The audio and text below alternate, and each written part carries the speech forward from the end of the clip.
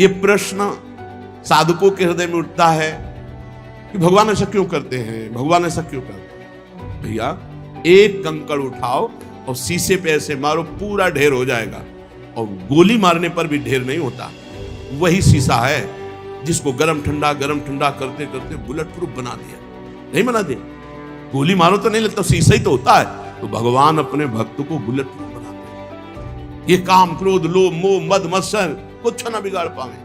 अरे बोले भगवान का दास है, देखो ना कितनी निंदा, कितना अपमान, कितनी प्रतिकूल, लेकिन विचलित नहीं हुआ। ये अपने मार्ग में दृढ़ रहा। तभी तो हम उनके चरित्र पढ़ते हो, जय जयकार उनकी करते। ये भगवान बनाते। अभी हम बहुत कमजोर शीशे की तरह हमारा दिल है। चुप रहो, समर्पित हो गए हो। अब अनुकूलता प्रतिकूलता, विपत्ति तिरस्कार मान सम्मान सब देते रहेंगे। कभी ठंडा कभी गर्म, कभी ठंडा कभी, इतना मजबूत कर दिया कि आप द्वंद्व विमुक्ता सुख दुख संगई। न किसी भी द्वंद्व का कोई प्रभाव नहीं। द्वंद्व विमुक्ता, निर्द्वंद स्थिति, कोई प्रभाव नहीं। दुख सुख का मान अपमान का लाभान। अभी देखो क्या स्थिति। हमारे भगवान कृपा न करे तो द्वंद्व विमुक्ता कैसे बनोगे, कैसे उस महाआनंद को सहोगे जब थोड़ा सा अपमान नहीं सह सकते, थोड़ी गाली नहीं सह सकते। कौन क्रोध निर्दय हो, कौन ऐसा है जो काम से क्रोध से जिसका हृदय जला ना हो। वही जहां नाम जप चल रहा है, जो भगवान के आश्रित है। एक बार नहा के आ रहे हो, थूक दे तो कैसा लगेगा। चलो एक बार सह लेंगे, 2 बार, 100 बार एक नाथ जी के ऊपर थूका। गोदावरी स्नान कर बार बार थूक रहे हैं ऊपर से। एक बार देखा भी नहीं, 100 बार नहा के आए, एक बार भी क्रोध नहीं आया। वो उतर के आया, साष्टांग प्रणाम किया, क्षमा करो मुझसे गलती है। नहीं भैया बड़ी कृपा हुई आपसे, गलती कहां हुई। एक दिन स्नान एक बार करने आता हूं, आपने एक दिन में 100 बार स्नान करवाया, ये आपकी कृपा से। ये भक्त हृदय जो भगवान से चित्त जुड़ा है, वो वहां लाभ देख रहा है, कृपा देख रहा है। वहां दोष दर्शन नहीं करा कि मैं स्नान करके आ रहा हूं, ये ऊपर से खड़ा बालकनी से बार बार थूक रहा है हमारे ऊपर। ये विचार आ जाए कि मेरे भगवान मेरे पर कितनी कृपा कर रहे हैं।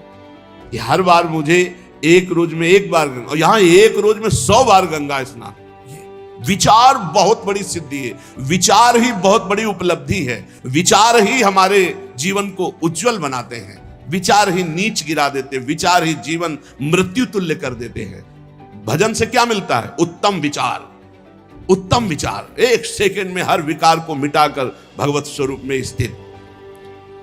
कामवश के ही नहीं कीन्हो, कौन ऐसा है जिसको काम ने अधीन न कर लिया। और जिसने अपने अहंकार को भगवान के चरणों में समर्पित कर दिया, उसको काम अधीन नहीं कर सकता। थोड़ा भी अहंकार है तो काम वहां बैठा हुआ है, क्योंकि अहंकार में ही कामना है। स्वरूप में कभी कामना जागृत हो ही नहीं सकती। जो हमारा स्वरूप है उसमें कभी कोई अभाव नहीं, उसमें कोई कामना नहीं। शरीर में अभाव ही अभाव है। जब तक हम अपने को स्त्री पुरुष मानेंगे तब तक कामनाओं का ये सिलसिला चलता रहेगा, इसे हम नहीं रोक पाएंगे। जब स्वरूप बोध होगा तभी कामनाएं रुकेंगी, या जब अहम भगवान के चरणों में समर्पित होगा तो रुकेंगी। तो काम का प्रभाव कहां होता है, जहां अहम समर्पित नहीं हुआ, जहां निरंतर नाम जप नहीं होता। ठाकुर हरिदास जी के पास वैश्या गई 3 दिन बराबर श्रृंगार करके, लेकिन ना नाम जप में रुकना है और ना दासत्व में कोई कमी है। तो 3 दिन में वो खुद दासी बन गई, हरिनाम जपने लगी और गई थी हरिदास जी को भ्रष्ट करने, और वो स्वयं भ्रष्ट आचरणों से मुक्त होकर भगवत स्वरूप मार्ग का अनुसरण कर। ये है प्रताप, जो भगवान में अहंकार समर्पित करके नाम जप कर।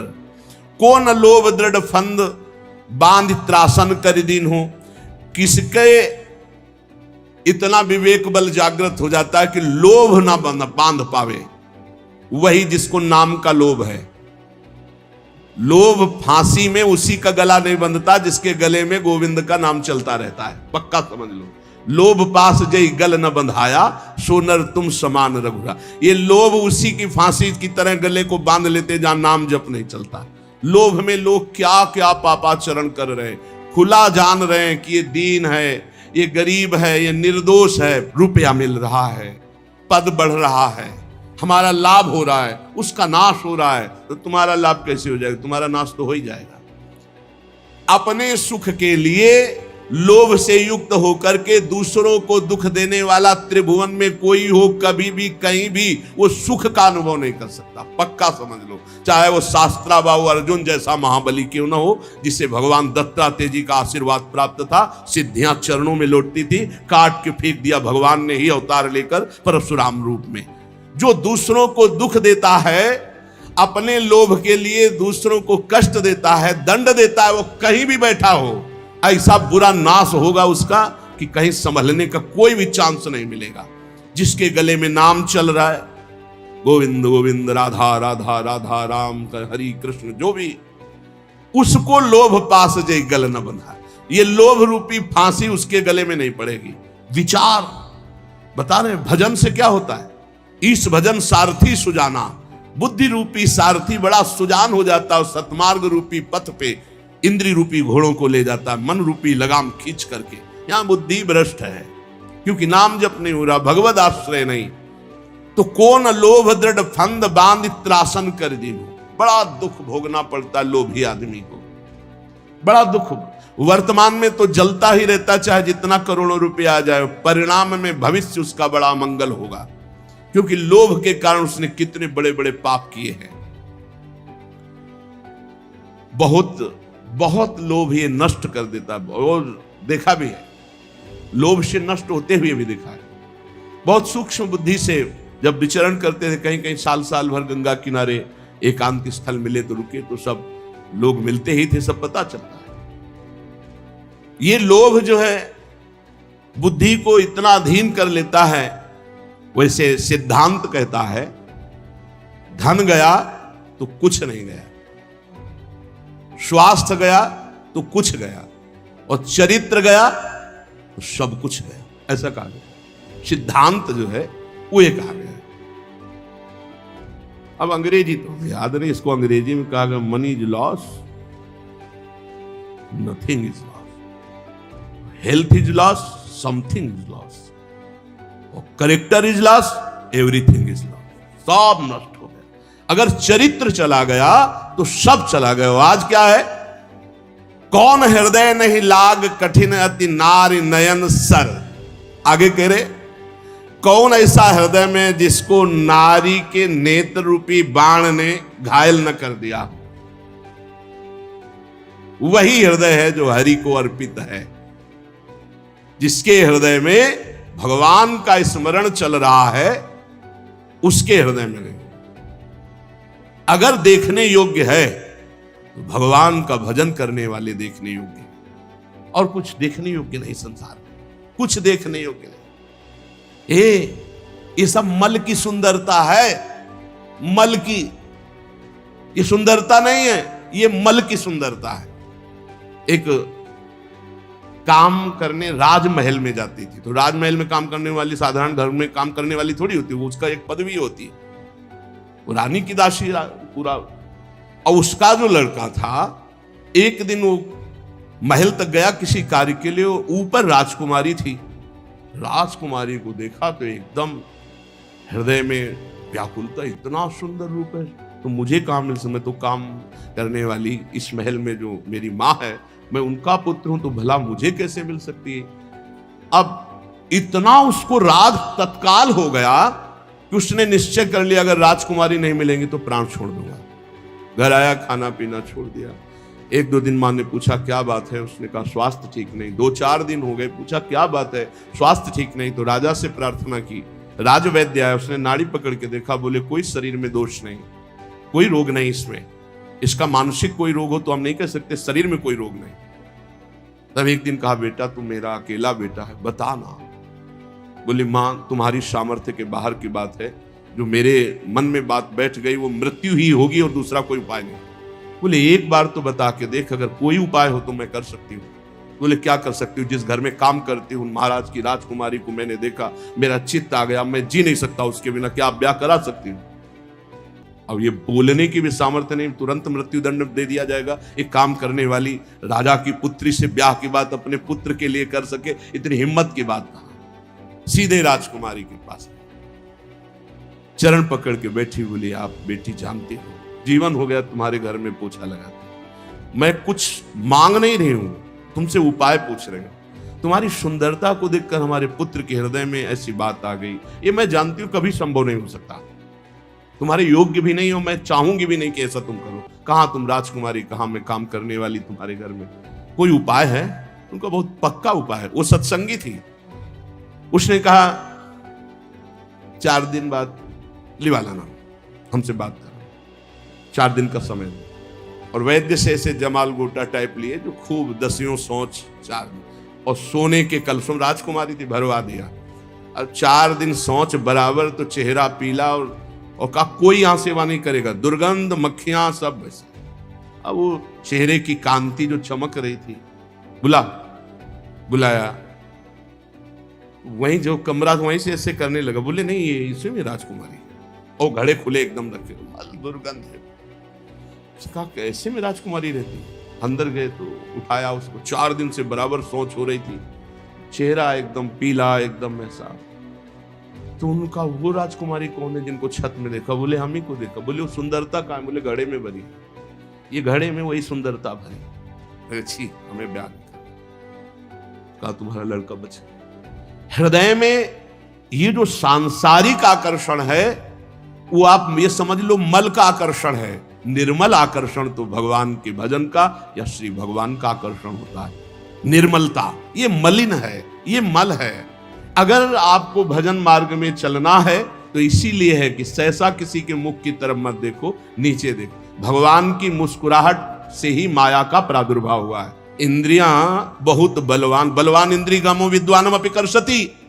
भगवान व्यास देव जी ने इस श्लोक के ऊपर अर्धाली में लिखा कि अकेले में माता के पास, बहन के पास, बेटी के पास भी एकांत में बहुत देर नहीं रहना चाहिए। तो जैमिनी जी खड़े हो गए, उन्होंने कहा प्रभु ये बात तो समझ में नहीं आई कि विद्वान है, शास्त्र ज्ञानी है, फिर भी वो अपनी माता बहन के पास बहुत देर एकांत न रहने तो बलवान इंद्रिय ग्रामो विद्वान अपि कर्षति, विद्वान को कैसे खींच सकती है? अब जैमिनी जी बहुत बड़े विद्वान हैं वेद के, और शिष्य तो शिष्य ही भगवान श्री कृष्ण द्वैपायन के। व्यास देव जी ने कहा कुछ दिन के लिए हमें बद्री नारायण जाना है, आप इस आश्रम को संभालिए, आप श्रेष्ठ हैं, और फिर आकर मैं उत्तर दूंगा। वो समझ ही नहीं पाए। शाम के गंगा स्नान करके सब संध्या वंदन करके लौट रहे थे। हल्की सी बदरिया छाई, रिमझिम पानी होने लगा, और 9 किशोर अवस्था और पैरों में नूपुर बंधे हुए छमछम करते हुए सामने आ गए। चरणों को देखा, इतने सुंदर श्याम वर्ण चरण। श्री कृष्ण द्वैपायन भगवान व्यास देव जी भी श्याम वर्ण के ही। आवाज, मेरी रक्षा करो, मैं जंगल में अकेली फंस गई हूं। अगर आज रात्रि आपके यहां रुक गई तो सुबह मैं अपने नियत स्थान को पहुंच जाऊंगी, नहीं तो आप समझते हैं स्त्री शरीर है, कोई बाधा हो सकती है। नहीं, गुरु जी है नहीं, और सब ब्रह्मचारियों का आश्रम है, यहां स्त्री का प्रवेश। अरे इस समय मैं शरणागत हूं। शरणागत के लिए स्त्री पुरुष या पशु पक्षी नहीं देखा जाता, जो शरण में आ जाए उसकी रक्षा की जाती। अब भगवान व्यासदेव जी से बढ़कर ज्ञानी कौन होगा? उनका हाँ ये बात तो है, शरणागत की रक्षा तो हम एक कुटिया दे सकते हैं, और रात्रि में तुम्हें कुटिया नहीं खोलनी। मेरा नाम जैमिनी है, मैं भी आदेश करूं तो भी नहीं, यहां का मैं प्रभारी हूं।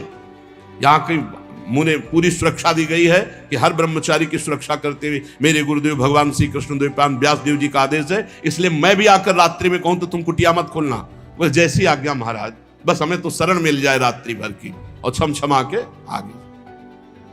चरणों को ही देखा था। कौन सी कुटिया है महाराज जी? अब उस कुटिया में जब अंदर से बंद कर ली तब आप आए, और संध्या वंदन के बाद और जब गुरु जी का ध्यान करके भगवत ध्यान में लगे तो वही नूपुर, वही छमछमाहट, बार बार आवाज काटना चाहे पर वो आवाज कटे ही ना। बोले बाद में ध्यान करेंगे, पहले पूछते हैं कि तुम आई कहां से हो रात्रि में? अभी तक तो पूछा ही नहीं। नाम क्या है तुम्हारा, और तुम यहां फंस कैसे गई जंगल में? अब जो है वो दूसरी बात हो गई।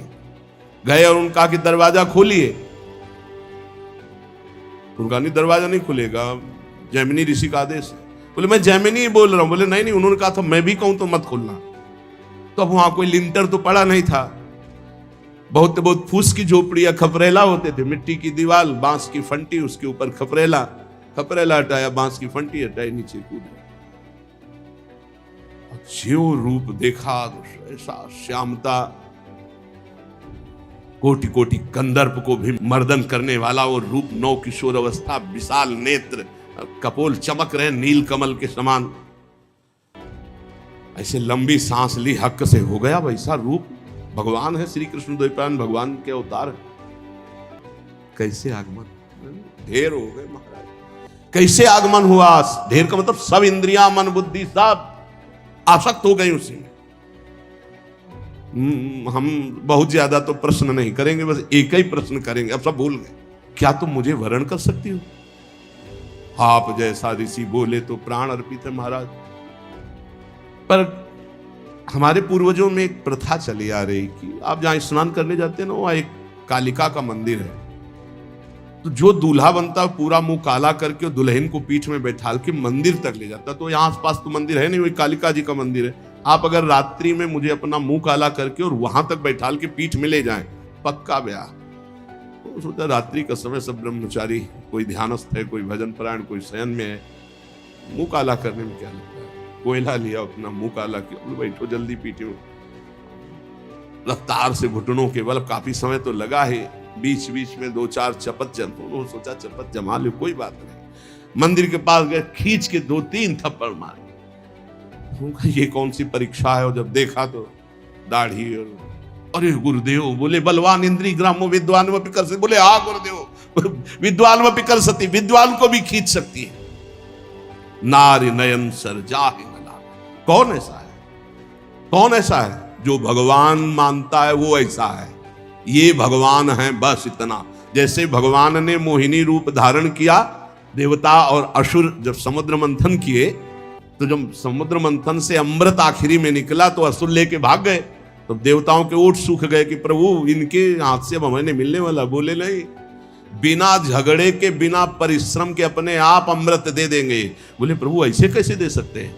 आप सारंग धनुष धारण करें तो भी भैसे नहीं देंगे, ऐसे ऐसे हिम्मती दैत्य सारंग से नहीं देंगे। नहीं, ये हमारे नेत्र बाण से बिंध कर अपने आप अमृत कलश देंगे। 1 सेकंड लगा, वो मोहिनी रूप छम छम करते हुए भगवान, देवता मुस्कुरा दिए। किसी को भी देवता को मोहित नहीं किए मोहिनी भगवान। क्यों? क्योंकि उनको पता है हरि है, ये हरि है।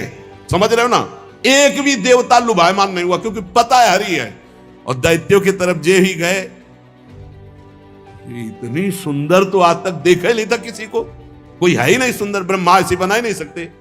ब्रह्मा नहीं बना, एक से एक सुंदर है ब्रह्मा की बनाई हुई। ब्रह्मलोक में ऐसी अप्सरा कि तिल भर देख ले तो मुनिजन मूर्छित हो जाए, तिलोत्तमा आदि। और स्वर्ग में तो भीड़ लगी हुई अप्सराओं की। भगवान को देख करके अमृत कलश हाथ में भूल गए। तब कहा देखो भाइयों, आपस में लड़ने की जरूरत नहीं, अमृत कलश सुंदरी को दे देते हैं और ये जिनको जिनको पिलाएंगे हम राजी। भगवान ने कहा तो हमको क्या समझते हो? अरे हम छलिया हैं, हम किसी की नहीं होती। अरे बोले तुम कुछ भी, और इतना कह के ना कि हम छलिया हैं किसी के नहीं, तो ऐसा मुस्कुरा दिया, तिरछी कटाक्ष मारी, मानो ये ले अमृत कलश। बूंद नहीं पिलाया दैत्य को, सब देवताओं को पिला। लेकिन एक भी देवता मोहिनी भगवान से मोहित हुआ हो तो हमें बताना। क्यों? क्योंकि मेरे भगवान है जो हर स्त्री में भगवत भाव करता है। पवित्र भाव मेरे गोविंद इन रूपों में है। उसके हृदय को कभी भी कोई भी सुंदरता नहीं भेद सकती, क्योंकि सुंदरता के समुद्र भगवान, सुंदरता की सीमा हमारी प्यारी जी। श्रीपाद प्रबोधानंद जी ने वृंदावन महिमामृत में लिखा कि स्वयं मोहिनी अवतार भगवान भी राधा दासी उपासक के हृदय को मोहित नहीं कर सकते। ऐसा सौंदर्य त्रिभुवन में तो है ही नहीं। जिनकी दासियों की सुंदरता को देखकर सुंदरता की समुद्र लक्ष्मी जी आश्चर्यचकित हो जाए, वो श्री किशोरी जो है। लक्ष्मी कोटि विलक्ष लक्षण लसल लीला किशोरी सतई, राधाध्यम ब्रज मंडलेति मधुरम राधाभिधानम परम। हरि बहुत करुणामय है। जब कोई साधक परमार्थ में चलता है तो हरि की कृपा से ही चलता है। उसकी यात्रा जो पूरी होती है वो हरि की कृपा से होती है। फिर उसको विघ्न क्यों मिलते हैं? क्योंकि वो अहंकारी ये समझ नहीं पा रहा कि हरि की कृपा से चल रहा हूं, हरि की कृपा से चला हूं, हरि की कृपा से चल रहा हूं, वो समझ नहीं पाता। उसके अंदर एक अहम रहता है, मैं साधना कर रहा हूं, मैं बहुत साधना। फिर उसका प्रश्न हो जाता है और उस प्रश्न में वो हार जाता है। जब तक सिद्धावस्था ना आ जाए, विषयों पर विजय प्राप्त ना हो जाए, तब तक साधक को व्यवहार स्वीकार नहीं करना चाहिए। अभी 2-3 दिन के ही सत्संग में पीछे देखिए चर्चा हुई थी कि ये 4 बातें हों तो दूसरों का कल्याण कर सकता है, उपदेश देने का अधिकार है। पहले शास्त्रीय सिद्धांतों का पूर्ण ज्ञान, दूसरा शास्त्रीय सिद्धांतों का पूर्ण चल करके अनुभव, जो तुम बोल रहे हो उस पर तुम, तीसरा सिद्धावस्था, काम क्रोध लोभ मोह मद मत्सर इनका किसी भी तरह तुम्हारे ऊपर अधिकार ना हो चुका हो, और चौथा सम्मय भगवान का भाव। अब निकलो जगत मंगल के लिए, कहीं कुछ बाधा ही नहीं। जब बहुत प्रियता जन समुदाय से स्वीकार कर ली जाती तो उनमें कुछ खास जन हो जाते हैं, और विवेकी वही है कि पूरा जीवन निकल जाए ना कोई खास ना खवास, सब खास कोई खास नहीं। हमारी केवल एक वृत्ति भगवदाकार, हमारे प्रभु, दूसरा कोई ये पर्सनल है, वहीं से पतन शुरू हो जाता है। श्री ठाकुर जी के सिवा, लाडली जी के सिवा हमारा कोई नहीं, मेरे तो गिरधर गोपाल दूसरों न कोई, और पूरे संसार से व्यवहार करे कहीं नहीं फंसेगा। और जहां दूसरों कोई मेरा खास वही मार देगा, वही गिरा देगा। पूरे जीवन का संतों का अनुभव होता है। पूज्यपाद श्री उड़िया बाबा जी महाराज के वचन, बृहस्पति के समान ज्ञानी और धर्मात्मा और उच्च पद में विराजमान हो तो भी विरक्त को एक जगह से कई दिन भोजन नहीं लेना चाहिए। बृहस्पति के समान 5 घरों से, या अचानक कोई भाई एक दिन दे दिया, वो भी निषेध है, पर आप ले एक दिन चला पा लिया ठीक है, दोबारा 2-4 महीने बाद कभी, ऐसा निमंत्रण सिद्ध पुरुष पर कोई अंकुश नहीं है। ये साधक की बात है।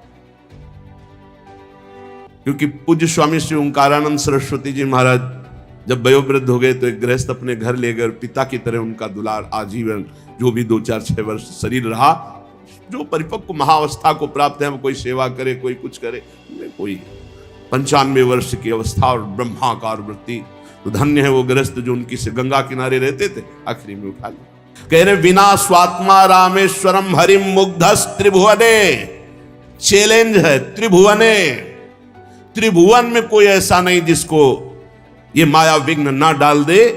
एकमात्र भगवान श्री हरि की शरण में, भगवान के चरणारविंद का आश्रय लेकर नाम जप कर, विना स्वात्मा रामेश्वर हरि मुग्धस त्रिभुवने, युवत्या भावई को वत सुरवरो वा मुनिवरः, चाहे देव श्रेष्ठ हो या मुनि श्रेष्ठ हो, मुनिवरः युवत्या भावई, भगवान की मोहिनी माया जब मोहित करने के ठान ले तो चाहे सुरवरो देवताओं में श्रेष्ठ हो या मुनिवरो मुनियों में श्रेष्ठ हो, वो मोहित कर लेगी ही। बचाना है तो हरि ही बचा पाएंगे, दूसरा कोई नहीं बचा सकता। स्थितस तस्मात् तस्यास् चकित चकितो दूरत रतः, बड़ा आश्चर्य का विषय है कि जब पता है कि ये हमारे मार्ग में विघ्न है, हमें भगवान से विमुख, फिर चकित चकित, आश्चर्य है आश्चर्य है आश्चर्य, जानता हुआ भी वो विघ्न को ही अमृत स्वीकार कर रहा है। जाए सो सुभट समर्थ पाइरन रारिना मंडई,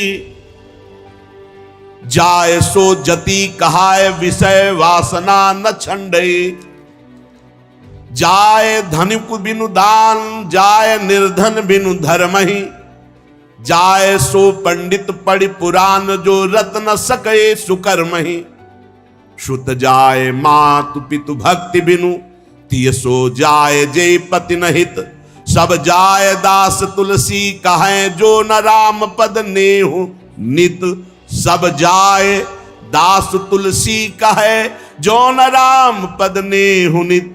समर्थ वीर कौन है?